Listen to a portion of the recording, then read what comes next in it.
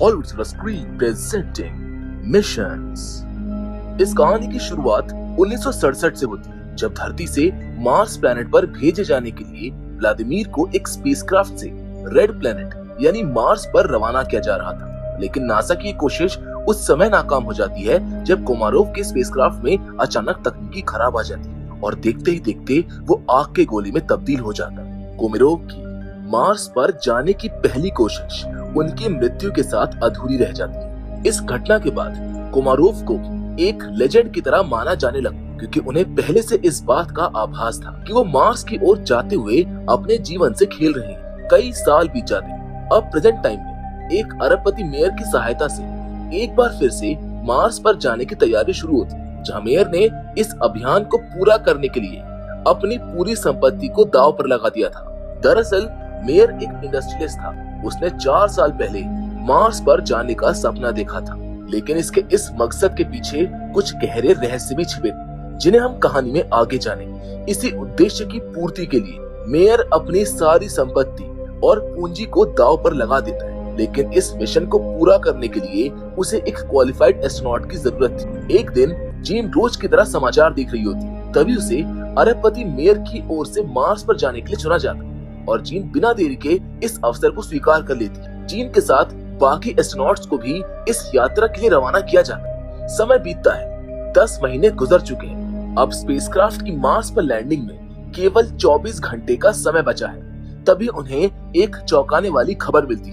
दरअसल सभी का सपना था कि वो मार्स पर कदम रखने वाले पहले एस्ट्रोनॉट बने, लेकिन 2 सप्ताह पहले जिलियन नामक एक कंपनी अपने एस्ट्रोनॉट को पहले ही मार्स पर भेज चुकी थी। इस खबर ने सबको हैरान कर दिया, क्योंकि जहां मेयर ने अपनी सारी पूंजी झोंक दी थी, वहीं बाकी लोगों ने मार्स पर पहला कदम रखने का सपना देखा था। इसी बीच उन्हें एक वीडियो क्लिप दिखाई जाती, जो उन्हें जिलियन स्पेस G1 के क्रू से प्राप्त हुई थी। इस वीडियो में देखा गया था कि 2 हफ्ते पहले भेजा गया वो एस्ट्रोनॉट मार्स पर पहुंचने के बाद रहस्यमय ढंग से लापता हो गया था।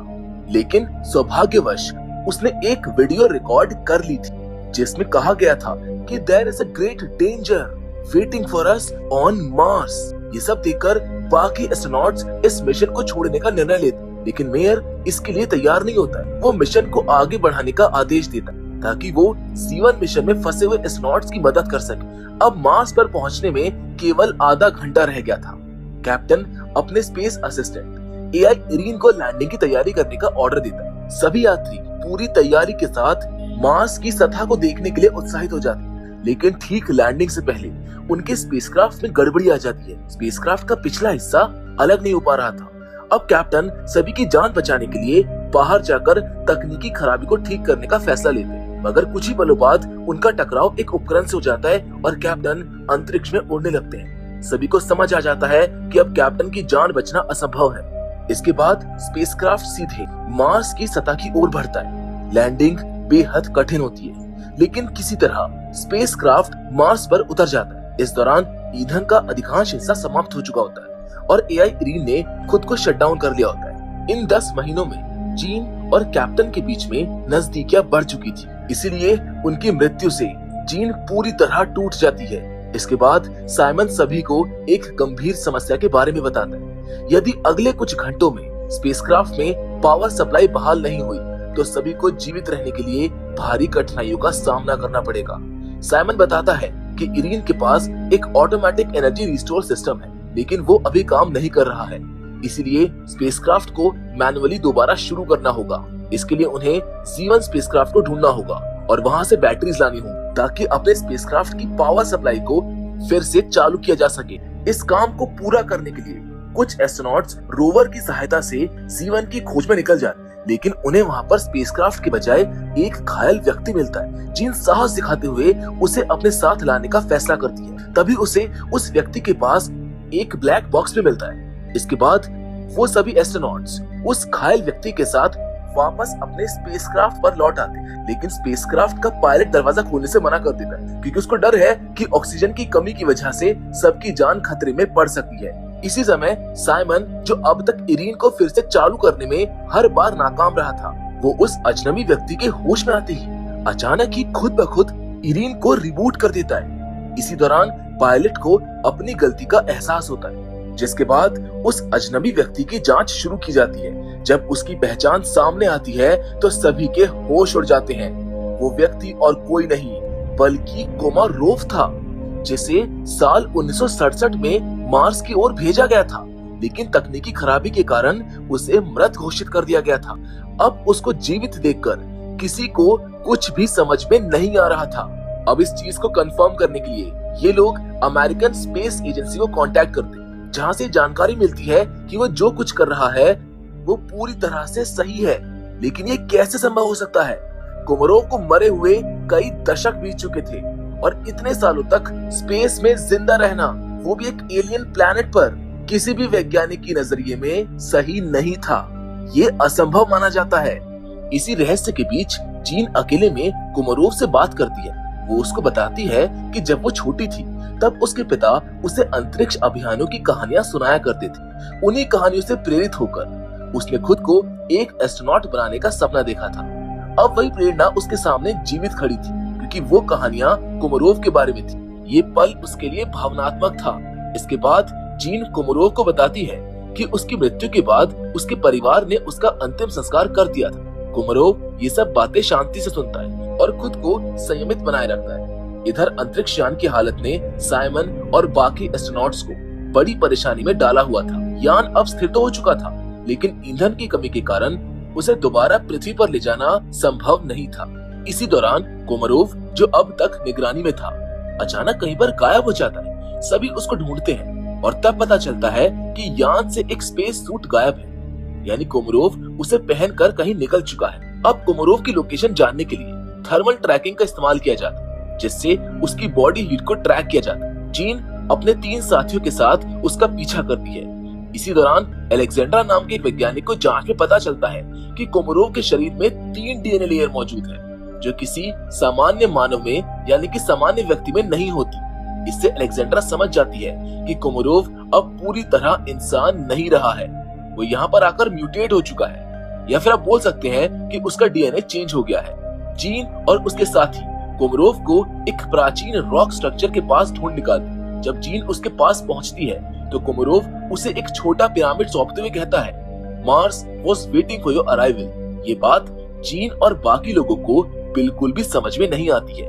वो कोमारोव को वापस यान पर ले आते हैं। उसी समय जिलियन कंपनी का मालिक किसी बीमारी के इलाज में व्यस्त होता है, लेकिन तभी उसके सहयोगी उसको सूचित करते हैं कि मार्स पर गए एस्ट्रोनॉट्स को एक अजनबी व्यक्ति मिला है, जो देखने में तो इंसान लगता है लेकिन वास्तव में इंसान नहीं है।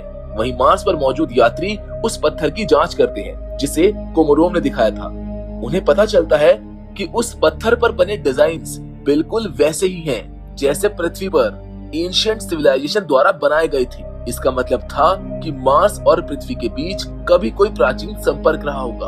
अब सवाल उठता है कि इस पत्थर का ओरिजिन क्या है। इसकी 2 संभावनाएं हो सकती, या तो मार्स वाले कभी पृथ्वी पर आए थे और उन्होंने यहाँ की सभ्यताओं को प्रेरित किया था, या फिर पृथ्वी के लोग मार्स पर पहुंचे थे और उन्होंने वहाँ की कला और जानकारी को ग्रहण किया। ये एक ऐसा विचार था जो सबको अपने अस्तित्व पर दोबारा सोचने के लिए मजबूर कर देता है। उधर यान पर मौजूद सभी लोग काफी चिंतित होते हैं कि चाहकर भी वो पृथ्वी पर वापस नहीं जा सकते हैं। इसी दौरान गोल्डस्टेन, जो जिलियन का मालिक है, अपना दूसरा स्पेसक्राफ्ट जेट 2 मार्स की ओर रवाना करता है ताकि वो उस अजनबी कोमारोव की जांच कर सके। इस खबर से मेयर और उसके साथ आए अंतरिक्ष यात्री सतर्क हो जाते हैं और कोमारोव को छुपाने का प्रयास करते हैं, क्योंकि वो उसकी असली अहमियत समझ चुके थे। मेयर को पहले से ही गोल्डस्टीन पर भरोसा नहीं था, इसीलिए वो देर किए बिना कोमारोव को सुरक्षित स्थान पर छिपा देता है। कुछ समय बाद यान पर 2 सैनिक पहुंचते हैं जिनके नाम एडम और एडवर्ड होते हैं। वो धमकाते हुए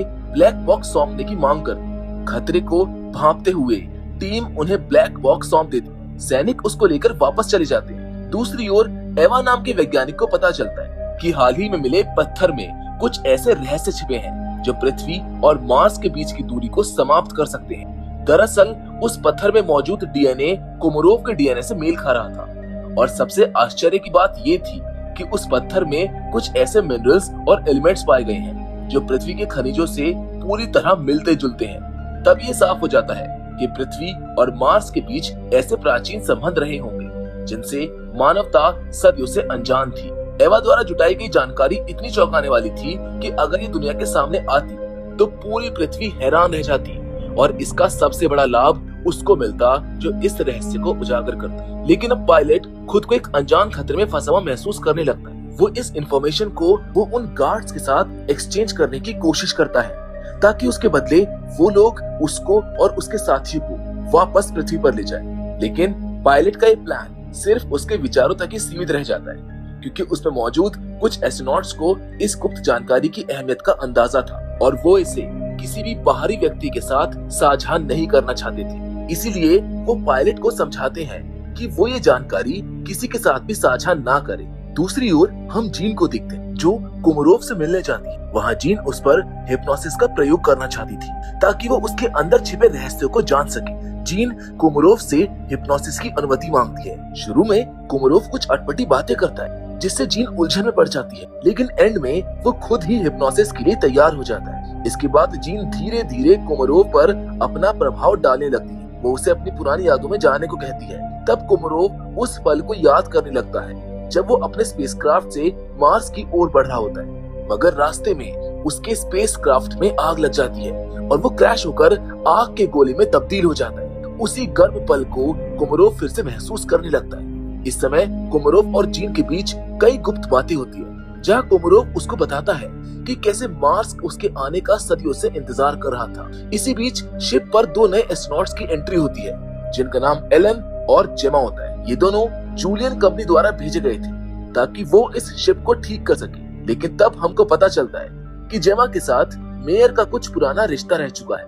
कुछ साल पहले जेमा मेयर के लिए काम करती थी, यानी वो इस शिप पर आने वाले एस्ट्रोनॉट्स में शामिल होने वाली थी। लेकिन शायद किसी कारणवश वो मेयर के साथ काम नहीं कर पाई और इसका खुलासा कुछ ही देर में हो जाता जब जेमा मेयर की सच्चाई सबके सामने लाती है। वो बताती है कि ठीक 4 साल पहले मेयर का मार्स पर एक सर्चिंग मिशन चल रहा था जिसमें रोवर के जरिए उसे एक चौंकाने वाली तस्वीर मिली। वो तस्वीर किसी और की नहीं बल्कि खुद जीन की थी और यही कारण था कि उसने जीन को इस मिशन पर चलने के लिए तैयार किया।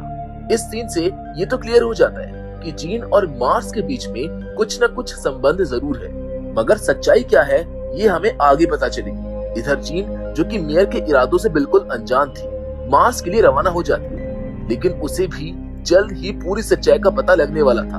हमें ये भी पता चलता है कि मेयर ने सभी लोगों से असली मकसद और कारण छुपा कर रखा हुआ था। जीन का इस मिशन में एक बहुत बड़ा और महत्वपूर्ण किरदार था। ये सब जानने के बाद पायलट का मेयर पर से पूरा भरोसा उठ जाता है और वो अपने आप को पृथ्वी पर वापस ले जाने के लिए मेयर के खिलाफ खड़ा हो जाता है। पायलट ये तय कर लेता है कि वो अब मेयर की किसी भी योजना में सहयोग नहीं करेगा। इसके बजाय वो गोल्डस्टीन की मदद करेगा ताकि उसके जरिए वो धरती पर वापस जा सके। इसी दौरान जेमा और एलन शिप को ठीक करने में लग जाते हैं, लेकिन जेमा देखती है कि एआई इरीन उन्हें एक्सेस का उपयोग करने से रोक रही थी। अब इसकी तह तक जाने के लिए साइमन एआई की डेटा को खंगालना शुरू करता है, जहां पर उसको पता चलता है कि इरीन अब खुद को इवॉल्व करते हुए समय के साथ बदल रही है।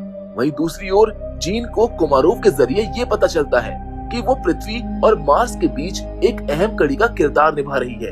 ये जानकर जीन को अपने अस्तित्व पर शक होने लगता है। इसके बाद कोमारोव उसे एक लोकेशन की जानकारी देता है और बताता है कि जब वो उस जगह पहुंचेगी तो उसे सभी रहस्यों का जवाब मिल जाएगा। अगले सीन में हम जीन और कोमारोव को देखते हैं, जहाँ कोमारोव पर हिप्नोसिस चल रहा होता है, मगर तभी कुछ ऐसा होता है कि कोमारोव जीन को एक ऐसी बात बता देता है जिसे सुनकर उसके होश उड़ जाते हैं और कुछ समय बाद वो अपना सामान लेकर वहाँ से निकल जाती है। इधर जब साइमन को जीन की गैर मौजूदगी की खबर मिलती है तो वो उसकी चिंता करते हुए उसको ढूंढने का फैसला लेता है। इसी दौरान साइमन जेमा को भी अपने साथ ले जाता है। उधर मेयर पायलट को समझाता है कि उसे किसी भी सोल्जर को अपने शिप में दाखिल होने से रोकना होगा। उधर जीन पैदल चलते हुए एक पिरामिड जैसी आकृति के पास पहुंच जाती है। कुछ समय रुकने के बाद वो आगे बढ़ती है, लेकिन कुछ ही पलों में उसे एक दुर्घटना का सामना करना पड़ता है। दरअसल उसका पैर पत्थरों के बीच फंस जाता है। जब जीन अपने आखिरी पल गिन रही होती है तभी साइमन और जेमा वहां पहुंचकर समय रहते उसकी जान को बचा लेते हैं। जीन को बचाने के बाद तीनों उसके बताए रास्ते पर अपने आगे के सफर की शुरुआत करते हैं। दूसरी ओर शिप पर एडवर्ड और एडम आ जाते हैं और पायलट से गेट खोलने की मांग करते हैं। पायलट को मेयर की चेतावनी याद आती, इसीलिए वो कुछ देर सोच में पड़ जाता है। इसी बीच मेयर और बेसिल एआई इरीन की जांच शुरू करते हैं और बेसिल उसे फिर से रिबूट करने का निर्णय लेता है। उधर कुछ सोच विचार करने के बाद पायलट शिप का गेट खोल देता है और सोल्जर्स को अंदर आने देता है। उसका सोचना था कि अगर वो कोमोरोव को उनके हवाले कर देगा तो वो उसे अपने साथ पृथ्वी पर वापस जरूर ले जाएंगे। लेकिन एडम और एडवर्ड के अंदर आते ही वो सभी को बंदी बना लेते हैं और कोमोरोव को साथ ले जाने का फैसला करते हैं। तभी बेसिल एआई इरीन को पूरी तरह रिबूट कर देता है, जिससे शिप की सारी लाइट्स बंद हो जाती है। इसी अंधेरे का फायदा उठाकर कोमोरोव दोनों सोल्जर्स की आंखों के सामने से गायब हो जाता है। अब एडम और एडवर्ड को कुछ भी समझ में नहीं आता, इसीलिए वो शिप पर मौजूद सभी लोगों से सच्चाई उगलवाने का फैसला करते हैं। तभी अलेक्जेंडर को अपने कंप्यूटर से जानकारी मिलती है कि मार्स की ओर एक खतरनाक तूफान बढ़ रहा है। एडम और एडवर्ड को अपनी जान की परवाह थी, इसीलिए वो बाकी सभी को छोड़कर अपने शिप पर लौटने का फैसला करते। मगर तभी अचानक कोमोरोव वापस आ जाता है। वो कहता है कि वो उनके साथ पृथ्वी पर जाने के लिए तैयार है। ये सुनकर वो उसको साथ ले जाने लगते हैं, लेकिन इस दौरान पायलट उनसे आग्रह करता है कि वो भी उनके साथ जाएगा। एडम उसकी बात अनसुनी कर देता है और आगे जाने लगता है। ये बात पायलट को बिल्कुल अच्छी नहीं लगती है। वो कहता है कि अगर वो मदद ना करता तो वो कभी कोमोरोव तक नहीं पहुंच पाते, इसलिए उन्हें उसको भी साथ लेकर जाना चाहिए। लेकिन तमाम कोशिशों के बावजूद भी एडम पायलट को साथ ले जाने से मना कर देता है। पायलट उन पर अपनी गन तान देता है और मदद की मांग करता है, पर एडम फिर भी उसकी बात नहीं मानता है। एडम उसे समझाता है कि अगर वो गोली चलाएगा तो शिप डैमेज हो जाएगा, जिससे उसकी और बाकी सबकी जान खतरे में पड़ सकती है। अब पायलट के पास दो ही रास्ते थे, या तो गन नीचे रखकर सभी की जान बचाए या गोली चलाकर सबको खतरे में डाल दे। लेकिन पायलट तीसरा रास्ता चुनता है। वो कोमोरोव के सीने में गोली मार देता है। कोमोरोव वहीं घायल होकर नीचे गिर जाता है। उधर दूसरी ओर जब जीन और उसके साथी घूमते घूमते एक बंकर में पहुंचते हैं तो अचानक जीन के सीने में तेज दर्द होने लगता है कि जीन और कोमोरोव के शरीरों में कोई रहस्यमय संबंध था। इसलिए जब कोमोरोव घायल हुआ तो जीन को भी उसी जगह दर्द महसूस हुआ। साइमन जीन की हालत देख उसकी मदद करने की ठान लेता है, यहाँ तक कि वो मार्स जैसे ग्रह पर अपना हेलमेट उतार देता है। लेकिन असली चौंकाने वाली बात तब होती है जब उसे सांस लेने में कोई भी दिक्कत नहीं होती है। ये कोई चमत्कार था या कोई गहरा रहस्य, ये कहना मुश्किल है। लेकिन साइमन इस मौके का पूरा फायदा उठाता है और जीन को सांस देने की कोशिश करता है। काफी प्रयासों के बाद जीन की आंखें खुल जाती हैं, लेकिन दूसरी ओर तमाम कोशिशों के बावजूद भी कोमोरोव की जान नहीं बच पाती है। अब इस रहस्य का पर्दाफाश होना बाकी था। जीन और उसके साथी एक रोशनी का पीछा करते हुए एक बेहद ही खूबसूरत जगह पर पहुंचते हैं, जहां उन्हें अपने सामने कोमोरोव खड़ा दिखाई देता है, वो भी बिल्कुल जिंदा। कोमोरोव का इस तरह जिंदा खड़ा होना सबके लिए चौंकाने वाली बात, जबकि जीन और बाकी लोग इस सच्चाई से बिल्कुल अनजान थे कि कोमोरोव की तो पहले ही मौत हो चुकी। असल में जो कोमोरोव सबके सामने खड़ा था वो मार्स के कई अनसुलझे रहस्यों में से एक और रहस्य था। जब जीन बिना किसी शक के उसके यहाँ आने की वजह पूछती है तो इस पर कोमोरोव एक बड़े रहस्य से पर्दा उठाना शुरू करता है। वो बताता है कि मार्स पर कई सदियों पहले एक प्राचीन सभ्यता रहा करती थी, लेकिन समय के साथ उनके संसाधन समाप्त होने लगे, जिससे उन्हें जिंदा रहने के लिए एक दूसरे को मारना पड़ा। मगर हैरानी की बात ये कि वो सभ्यता कोई और नहीं बल्कि इंसानों की ही थी। असल में इंसानों ने मार्स पर पहला कदम नहीं रखा था, बल्कि मार्शियन सभ्यता ने ही पहले पृथ्वी पर कदम रखा और वहां अपनी संतानों को जन्म दिया। यानी कि मार्स की सभ्यता ही इंसानों की पूर्वज है। इसी बीच हम मेयर को देखते हैं जो एडम से बचते हुए जीन की तलाश में वहां तक पहुंच जाता है। जब वो कोमोरोव को जिंदा देखता है तो उसके होश उड़ जाते हैं। वही कोमोरोव आगे की बात बताता है कि कैसे मार्स और वो खुद सालों से जीन के वहां आने का इंतजार कर रहे थे। तभी वहां पर एडम भी पहुंच जाता है। दरअसल उसने मेयर की अनुपस्थिति को महसूस कर लिया था और उसका पीछा करते हुए वो वहां तक पहुंच गया था। एडम के हाथ में गन थी और वो मेयर को धमकाने लगता है। तभी जीन मेयर के सामने आकर उसकी जान बचाने की कोशिश करती है और कोमोरोव से मदद मांगती है ताकि वो दोनों सुरक्षित रह सके। असल में कोमोरोव नहीं चाहता था कि जीन मरे, वो चाहता था कि जीन पृथ्वी पर जाकर ये फैसला ले कि मानवता को जिंदा रहने के लिए एक और अवसर मिलना चाहिए या फिर नहीं। इसीलिए वो अपनी पावर का इस्तेमाल करते हुए एडम की ऑक्सीजन सप्लाई को ब्लॉक कर देता है, जिससे दम घुटने के कारण एडम की मौत हो जाती है। इसके बाद जीन और बाकी लोग सुरक्षित अपने शिप की ओर निकल जाते हैं। वहीं शिप पर अलेक्जेंड्रा ने एडवर्ड और पायलट की जान ले ली थी, क्योंकि वो दोनों सभी के लिए खतरा बनते जा रहे थे। जब जीन और बाकी साथी शिप पर लौटते हैं तो उन्हें पायलट की लाश दिखाई देती है। अलेक्जेंड्रा बताती है कि पायलट ने उनकी जान बचाने के लिए खुद की कुर्बानी दी है। इसके बाद जेमा अपने शिप जेट 2 पर जाती है ताकि वो अकेले ही पृथ्वी पर लौट सके, जबकि जीन का शिप पृथ्वी से कनेक्ट नहीं हो पाता है। इसीलिए सभी लोग जेमा से संपर्क करने की कोशिश करते हैं ताकि वो तूफान आने से पहले उन्हें अपने साथ ले जाए, पर काफी प्रयासों के बावजूद भी उनका जेमा के शिप से संपर्क नहीं बन पाता है। इसीलिए वो सभी लोग रोवर पर सवार होकर उसके शिप की ओर निकल पड़ते हैं। जब वो जेट 2 के पास पहुंचते हैं तो आखिरकार उनका कनेक्शन बन जाता है। अब मेयर जेमा से बात करता है और उसे मदद करने के लिए मनाने लगता है। वो उसे बताता है कि वो अपनी सभी गलतियों के लिए शर्मिंदा है और अब केवल अपने लोगों की जान बचाना चाहता है। ये सुनकर जेमा का मन पिघल जाता है और वो जेट 2 का गोल्डस्टीन से कनेक्शन तोड़ देती है और सभी को अपने शिप पर आने देती है। जब गोल्डस्टीन को इस बात की जानकारी मिलती है तो वो जेमा के इस फैसले से सहमत नहीं होता है, लेकिन सभी लोग जेमा के साथ पृथ्वी की ओर निकलने की योजना बनाते हैं। तभी शिप में कुछ टेक्निकल इशू आने लगते हैं और ये साफ हो जाता है कि ये सब एआई इरीन के कारण हो रहा है।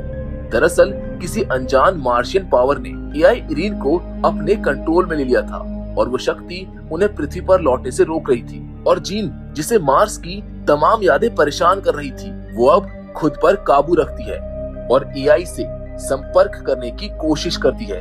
असल में कोमोरोव ने बताया था कि जीन ही वो कड़ी है जो ह्यूमन और मार्शियन एआई को जोड़ती है।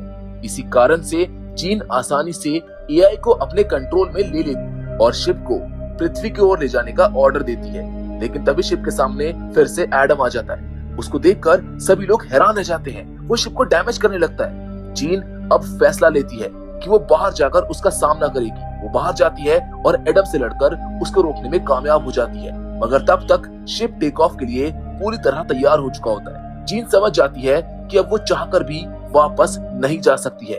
अपने अंतिम पलों में वो सबको अलविदा कहती है और खुद का बलिदान दे देती है। इस तरह जीन को मार्स पर छोड़कर बाकी लोग पृथ्वी की ओर रवाना हो जाते हैं, जहाँ कहानी के एंड में जीन के बलिदान और बाकी लोगों के पृथ्वी पर लौटने के महीनों बाद अब पूरी दुनिया मार्स मिशन को एक चमत्कार और जीन को एक शहीद के रूप में देखती है। लेकिन इस बीच गोल्डस्टीन, जो अब अपनी बीमारी से उबर चुका है, वो खुद मार्स पर उतरने का फैसला लेता है। लेकिन इस बार वो अकेला नहीं है, बल्कि वो एक नया एआई सिस्टम लेकर जाएगा जिसका नाम है एको। ये इरीन से भी अधिक शक्तिशाली और आत्मनिर्भर है। उसका उद्देश्य मार्स पर मौजूद किसी भी गुप्त शक्ति को पकड़ना और उसको वेपनाइज करना था। यह कहानी एक क्लिफ हैंगर पर आकर रुक जाती। क्या गोल्डस्टीन मानवता की रक्षा करेगा या उसको खतरे में डालेगा? क्या जीन मार्स को नियंत्रित करेगी या वो किसी और शक्ति का शिकार बन जाएगी? ये सब जानेंगे हम इसके अगले पार्ट में। तो दोस्तों, इसी के साथ ये कहानी यहाँ पर खत्म हो जाती है, लेकिन जल्द ही मैं आपसे जरूर मिलूंगा, और वो भी एक और नई इंटरेस्टिंग कहानी के साथ। पर तब तक के लिए धन्यवाद।